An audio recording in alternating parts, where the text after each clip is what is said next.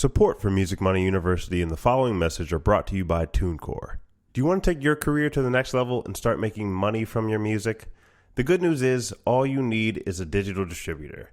TuneCore is dedicated to helping independent artists get their music in over 150 digital stores and streaming services in over 100 countries worldwide. And the best part is, they never take a cut of the money they collect for you. No label, no catch, no barriers to selling your music worldwide. Take control of your career and get 20% off your first upload on TuneCore by clicking the link in our show notes.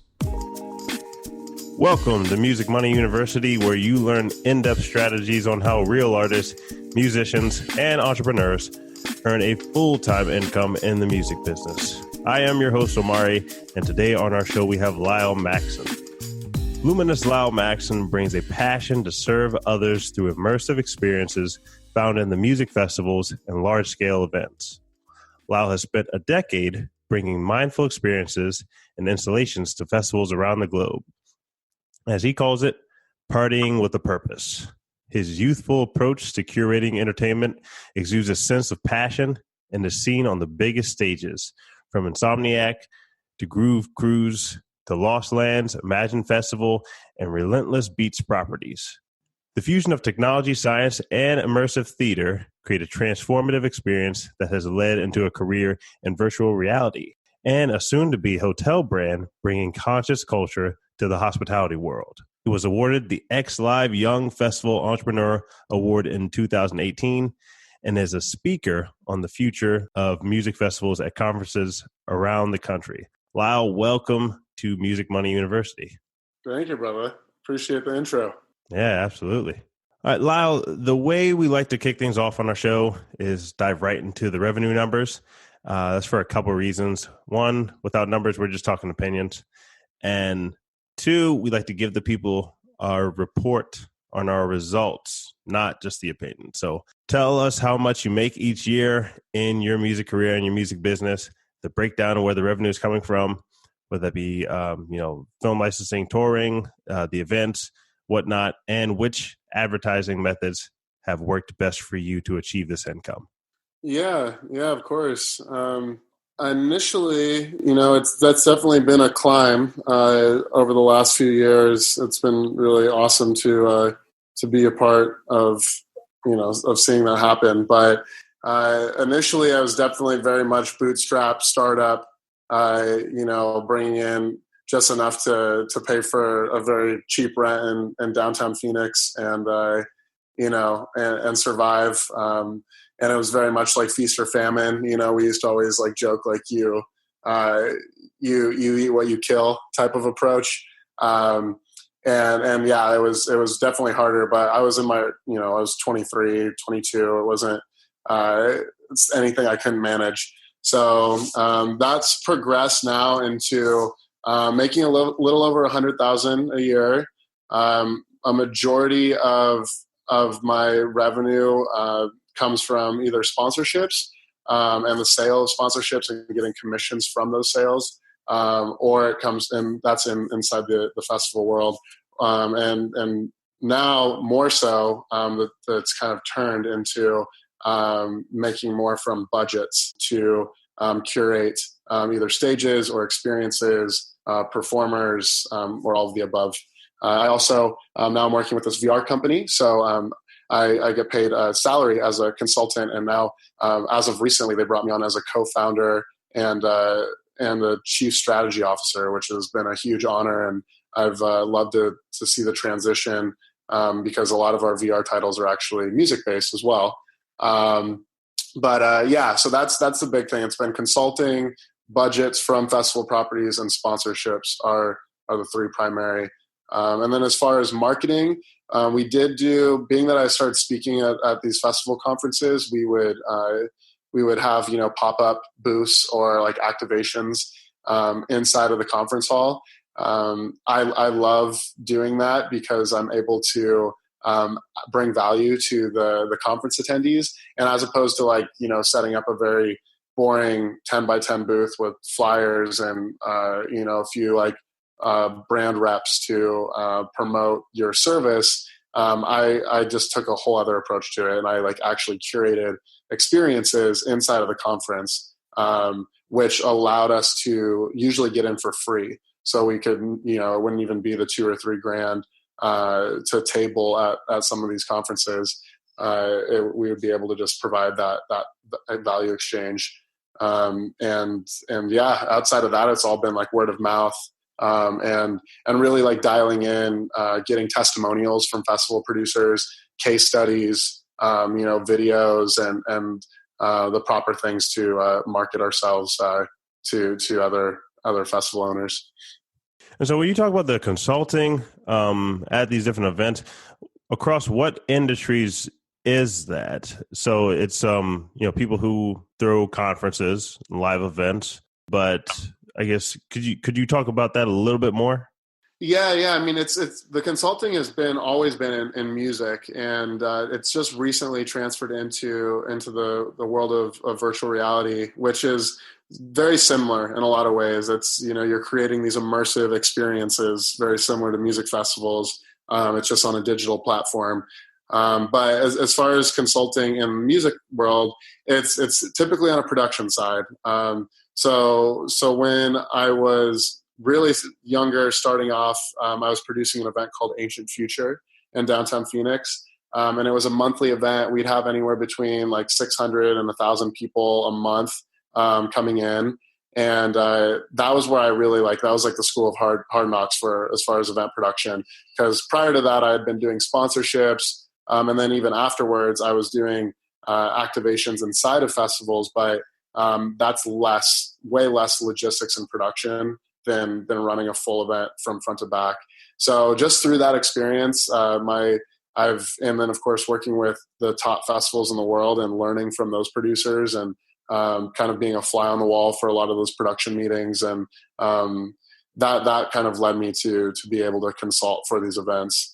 Yeah, and that looks like, on the production end, it looks like going through all of their spreadsheets, seeing what things that they need or that they're missing, ways that they're communicating with their audience, as far as even down to marketing and sales as well. And then of course on the sponsorship end as well, because that was really where my big background was. And it's like the most desirable thing in the music industry for event production is, how are we going to get sponsors to offset a lot of our talent costs? So I would consult in that way. What brands would make sense, how to add value to those brands, how to sell the space, the follow-up after the event is over, how they're actually converting the festival attendees into potential clients and revenue. That's a little bit of it. Okay, so festivals, the people who are producing the festivals bring you in as an independent contractor for some of them, and then you also started out throwing your own festivals. Is that correct? Yeah. I mean, we call them festivals in a nightclub, because it was we would take over. We would only find nightclubs that had like 7-8 rooms plus, so that way we could really create an immersive experience. We do like to call them festivals, even though they were happening in nightclubs. I'm happy to go with that one. Got you. Okay, so this is event production, and you've also done the nightclubs, but mainly you're doing the the outdoor events. Correct. Yeah, mostly large scale festivals, meaning like 30,000 people or more in attendance, and those are always outside. And they'll have indoor stages, but they're fairly large properties. Okay. So one thing that the artists listening to this show would probably be interested in is that the sponsorships. How did you personally go about gaining those relationships for the sponsorships with the live event? Because it's not done the exact same way when you're just an artist and you're looking for sponsors, but there's definitely some tidbits and tips they can get from that. Oh yeah, absolutely. It's funny you mention it too, because it's like such a sexy word to tell anybody, like, hey, I do sponsorships. Like, everyone wants to hire you. It's so funny because it is such a desirable thing. And I've been really happy to lean out of that as of recently and do just the budgeted activations and consulting and now VR in the hotel world. But yeah, this was literally my bread and butter for years, was doing sponsorships. So, initially it's really like all that relationship building. I mean, I could probably think about how to direct it to the artist specifically. But there's different tiers of brands. You have like the really small scale brands that are like the vendors at a lot of these festivals, whether they're, fashion companies, or some sort of like health and wellness product, or new technology coming out on the market. Or, you have like kind of the mid-tier companies that are like, maybe like a boxed water, like a water company, that's making, really good revenue, but isn't considered to be like the top tier, which is Heineken and Coke and Red Bull. And all of those are very different conversations. So initially I started going after like the top tier, like right when I started with sponsorships, and going after, like big car companies, or like very large gyms like LA Fitness or something. And I learned really quickly that, that their language and talking to their executive teams and things was beyond me, being 20 years old, trying to approach them. So I was like, okay, well, let me just, look at starting at the scale that I'm currently at, which would be these smaller companies, and approaching people at music festivals in particular that they're already there. So they're like vendors or companies that are trying to have a larger footprint in the festival. And if they're already there, then clearly that's where they want to market and that's what they want to sponsor. So that was kind of a light bulb moment for me. And I started traveling around to a lot of different music festivals and shaking a lot of hands, getting a lot of business cards, and doing a lot of follow-up. And essentially the pitch was, you're at the stage now where you're in a sea of vendors, you're one out of 50 vendors inside of this music festival. What would it take for you to actually stand out and have a larger impact, provide value to the festival attendees through some sort of creative experience, which I could definitely dive into as well. But yeah, just like kind of upselling them on that.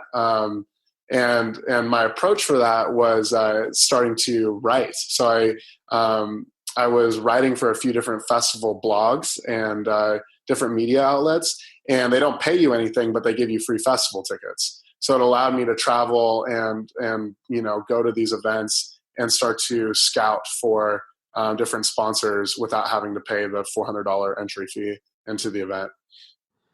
Okay. And so you mentioned the immersive experience. A lot of people are probably like, all right, what does that exactly mean? So when you're consulting with these people, helping them stand out, you don't got to give us everything, but maybe what are like a couple things that you'd be bringing to the table with them to like make their experience so much better that they stand out that much more? Yeah, absolutely. Well, we were working with a dating app on Groove Cruise. Groove Cruise is the largest music festival on a cruise ship. It's been around for like 10 years, and then Holy Ship is kind of like the newer version of it. But we worked with a dating app that wanted to do some sort of sponsor activation. I went to an amazing festival in Ireland the summer before and got this inspiration to do. They were doing like, this festival had a dating. They were doing like blind dates essentially at the festival. So I thought like, why don't we just do like a matchmaking blind date experience on the cruise ship for the cell phone company or this app company.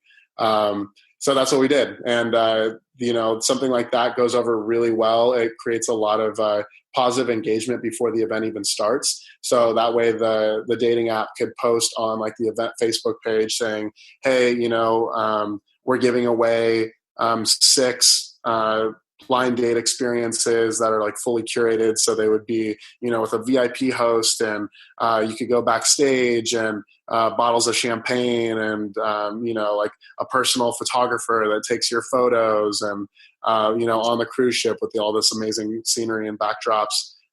So immediately people start signing up, they start looking up the brand, and of course they have to sign up for the app in order to enter into to win.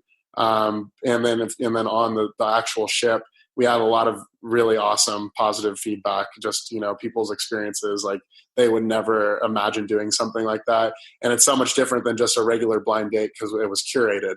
You had a VIP host there that was